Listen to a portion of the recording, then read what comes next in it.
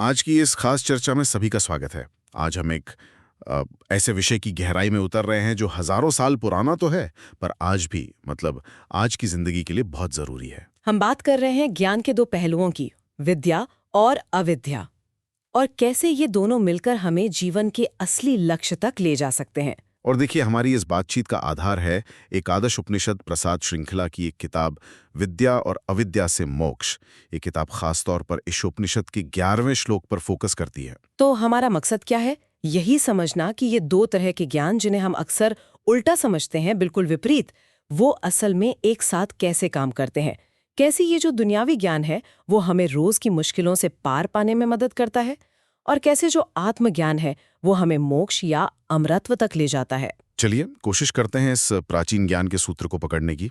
शुरुआत करने के लिए आइए पहले वो मूल श्लोक सुन लेते हैं जिस पर आज हमारी पूरी चर्चा टिकी है। विद्याम चा विद्याम च यस्तद्वेदो भयम स। अविद्यायां मृत्युम तीर्त्वा विद्यायाम अमृतमश्नुते। 11।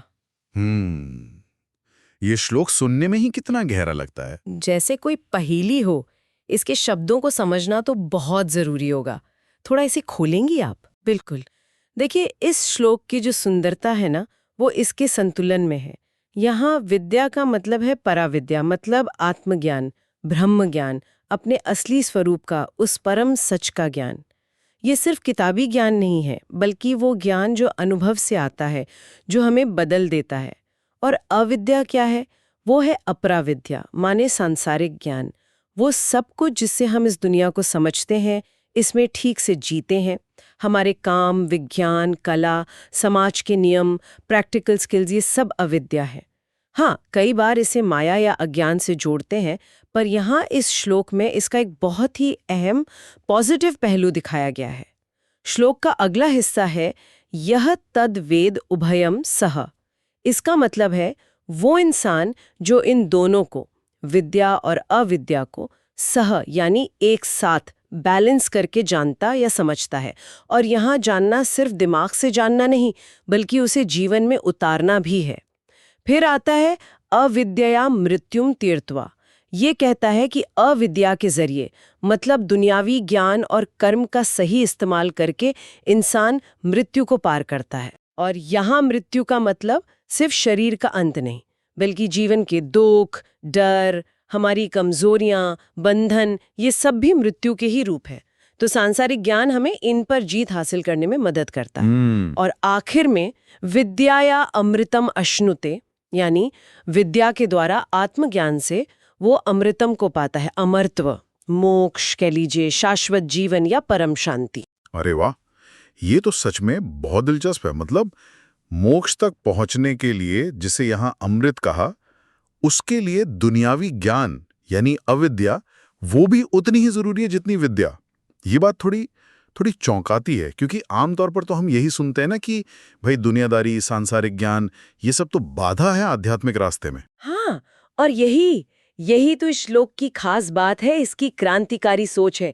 उपनिषद यहाँ अविद्या को नकार नहीं रहा है, बल्कि उसे मोक्ष के रास्ते का एक जरूरी हिस्सा बता रहा है। ये बहुत ही प्रैक्टिकल, जीवन को अपनाने वाला नजरिया है। ये कह रहा है कि संसार में रहते हुए संसार के ज्ञान का सही इस्तेमाल करना जरूरी है। सोचिए ना, अगर हमें व्यवहारिक ज्ञान ही ना हो, जैसे अपना शरीर ठीक रखना या रोजगार कमाना, रिश्ते निभाना या प्रकृति कैसे काम करती है ये समझना, तो हम तो जीवन की छोटी छोटी मुश्किलों में ही फंसे रह जाएंगे। ये दुख, ये रुकावटें, यही तो है मृत्यु का बड़ा रूप। अविद्या हमें इनसे लड़ने की ताकत और तरीके देती है। ये एक तरह से वो जमीन तैयार करती है जिस पर खड़े होकर हम ऊंची उड़ान भर सकें। तो ये आध्यात्मिक यात्रा का पहला कदम है, पर बहुत जरूरी कदम है। अच्छा, तो क्या हम ऐसा कह सकते हैं कि अविद्या, मतलब ये जो सांसारिक ज्ञान है, वो जीवन की नदी पार करने के लिए एक नाव जैसी है, जो हमें लहरों थपेड़ों से बचाकर उस किनारे तक ले जाने में मदद करती है जहां हमारी असली मंजिल है? अरे वाह, बहुत अच्छी मिसाल दी आपने। अविद्या बिल्कुल उस नाव की तरह ही है। नाव हमें नदी की धाराओं से, लहरों से, खतरों से बचाकर आगे ले जाती है। उसके बिना तो हम शायद डूब ही जाएं या भटक जाएं। लेकिन यहाँ एक बात समझनी जरूरी है, नाव का काम नदी पार कराना है, हमेशा नाव में ही बैठे रहना नहीं, नाव खुद मंजिल नहीं है। बिल्कुल सही कहा। कहीं ऐसा ना हो कि नाव में बैठे बैठे मंजिल ही भूल जाए। शायद इसीलिए फिर विद्या पर इतना जोर दिया गया है ना। बिल्कुल। असली मंजिल जो परम लक्ष्य है यानी अमृतम या मोक्ष, वो तो विद्या से ही मिलता है। विद्या यानी आत्मज्ञान, ये जानना कि मैं कौन हूँ, इस शरीर, इस मन के पार मेरा असली रूप क्या है, ईश्वर क्या है, ये दुनिया क्या है, इन सवालों के जवाब पाना और उनका अनुभव करना, यही विद्या है। यही वो सच्चा ज्ञान है जो हमें अज्ञान के अंधेरे से, इस आने जाने के चक्कर से और हर तरह के दुनियावी बंधनों से पूरी तरह आज़ाद करता है। ये हमें हमेशा रहने वाली शांति और खुशी की अवस्था में पहुंचाता है। तो अविद्या जहां मुश्किलों को पार कराती है, तीर्थवा, वहीं विद्या हमें असली मंजिल तक पहुंचाती है, अश्नुते। यह बात और गहरी हो जाती है कि ये दो अलग अलग सी लगने वाली, बल्कि कहें तो बिल्कुल उल्टी लगने वाली चीजें, एक बाहर की दुनिया का ज्ञान, दूसरी अंदर का ज्ञान, ये एक साथ काम कैसे करती हैं? तो क्या उपनिषद का सार यही है कि हमें इन दोनों में एक बैलेंस, एक तालमेल बिठाना होगा? किसी एक को चुन लेना या दूसरे को छोड़ देना काफी नहीं है? हाँ, बिल्कुल। इसी को स्रोत में समन्वय का सिद्धांत कहा गया है। उपनिषद कोई एक तरफा रास्ता नहीं बता रहा, बल्कि एक संतुलित, मिला जुला रास्ता सुझा रहा है। ये जीवन को उसकी पूरी समग्रता में स्वीकार करने की बात है। जरा सोचिए, अगर कोई इंसान अपनी पूरी जिंदगी सिर्फ अविद्या के पीछे लगा दे, मतलब दुनियावी ज्ञान, पैसा, पद, नाम, सुख सुविधाएं, तो क्या होगा? हो सकता है वो दुनिया की नजर में बहुत कामयाब हो जाए, लेकिन अंदर से वो खालीपन महसूस कर सकता है। वो आत्मा के ज्ञान से दूर रह जाता है और जन्म मरण के चक्कर में दुनिया के बंधनों में फंसा रहता है। उसकी कामयाबी अधूरी है। और दूसरी तरफ देखिए, अगर कोई इंसान दुनिया को, अपने काम को, अपनी जिम्मेदारियों को, अपनी प्रैक्टिकल लाइफ को बिल्कुल नकार दे और सिर्फ विद्या या आत्मज्ञान की खोज में कहीं एकांत में चला जाए, तो ये भी तो एक तरह का असंतुलन है। ये अव्यवहारिक भी हो सकता है। शरीर की, समाज की भी अपनी जरूरतें हैं, अपनी भूमिकाएं हैं। उन्हें नजरअंदाज करना मतलब जीवन के एक जरूरी हिस्से को अनदेखा करना है। इसीलिए उपनिषद का संदेश बहुत गहरा भी है और बहुत प्रैक्टिकल भी। जीवन को पूरा और सार्थक बनाने के लिए दोनों का संतुलन जरूरी है। अविद्या के जरिए दुनिया में कुशलता से जियो, अपने फर्ज निभाओ, जीवन की चुनौतियों जैसे मृत्यु का सामना करो, और साथ ही साथ विद्या की रोशनी में आत्मज्ञान पाकर परम लक्ष्य अमृतम की तरफ बढ़ो। अगर हम इसे बड़ी तस्वीर में देखें तो ये संतुलन ही इंसान के पूरे विकास, शारीरिक, मानसिक, भावनात्मक और आध्यात्मिक की चाबी है। लेकिन ये जो संतुलन साधने की बात है कि दुनियावी काम और आध्यात्मिक ज्ञान दोनों जरूरी हैं, क्या ये सिर्फ ईशोपनिषद का ही अपना खास विचार है या ये भारतीय दर्शन की मुख्य धारा में कहीं और भी मिलता है? ये बहुत अच्छा सवाल पूछा आपने। नहीं, ये विचार सिर्फ ईशोपनिषद तक ही सीमित नहीं है। ये तो भारतीय दर्शन की एक मुख्य और लगातार बहने वाली धारा है जो कई बड़े ग्रंथों में अलग अलग तरह से सामने आती है। इससे पता चलता है कि संतुलन को कितना जरूरी माना गया है। सबसे जाना माना उदाहरण तो भगवद गीता ही है। गीता कर्मयोग यानी अविद्या के क्षेत्र में कुशलता से अपना कर्तव्य करना और ज्ञान योग यानी विद्या, आत्मज्ञान, दोनों पर बराबर जोर देती है। जैसे अध्याय 4 श्लोक 33 में श्री कृष्ण कहते हैं, श्रेयांद्रविमयाद्यज्ञा ज्ञान यज्ञा परंतपा सर्वम कर्माखिलम पार्थ ज्ञाने परिसमाप्यते। इसका मतलब है, हे परंतप अर्जुन, चीजों से किए जाने वाले यज्ञ से ज्ञान यज्ञ कहीं बेहतर है और सारे कर्म आखिर में ज्ञान में ही समा जाते हैं। यहाँ ज्ञान विद्या को सबसे ऊंचा बताया है, लेकिन गीता का पूरा उपदेश ही कर्म करते हुए ज्ञान पाने का यानी संतुलन साधने का है। एक और बड़ी दिलचस्प बात है, यही श्लोक विद्याम च बिल्कुल ऐसे का ऐसा ही मुंडक उपनिषद 1.2.10 में भी मिलता है। ये दिखाता है कि ये विचार कितना फैला हुआ था और कितना माना जाता था। मुंडक उपनिषद भी इसी नतीजे पर पहुंचता है कि अविद्या से मृत्यु को पार करके ही विद्या से अमरत्व मिलता है। और इसके अलावा देखिए, बृहदारण्यक उपनिषद के जो मशहूर महावाक्य हैं जैसे अहम ब्रह्मास्मि, मैं ब्रह्म हूँ, या तत्वमसि, तुम वही हो, ये परम सत्य विद्या का ज्ञान कराते हैं।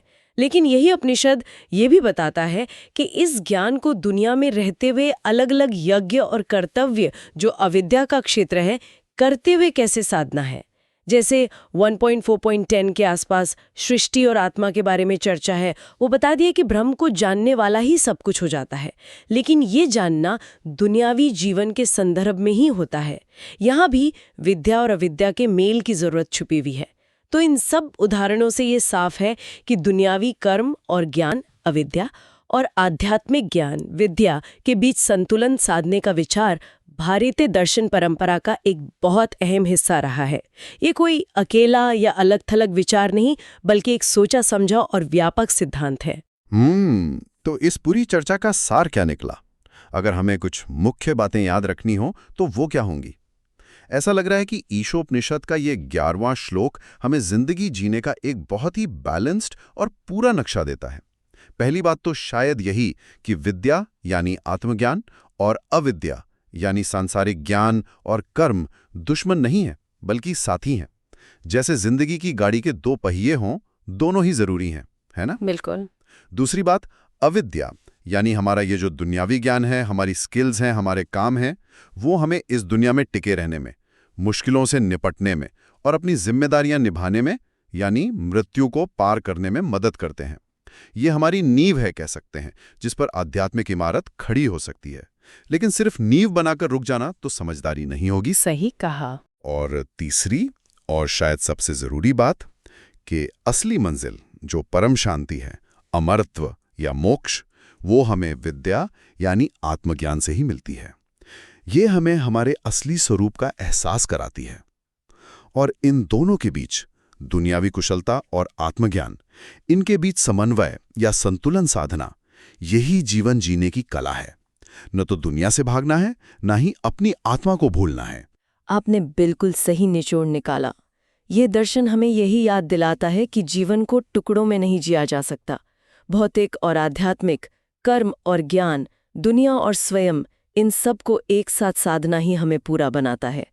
सिर्फ भौतिकता के पीछे भागना हमें अंदर से खोखला कर सकता है, और सिर्फ आध्यात्मिकता अगर वो व्यवहारिक जीवन की कीमत पर हो तो हमें पलायनवादी बना सकती है।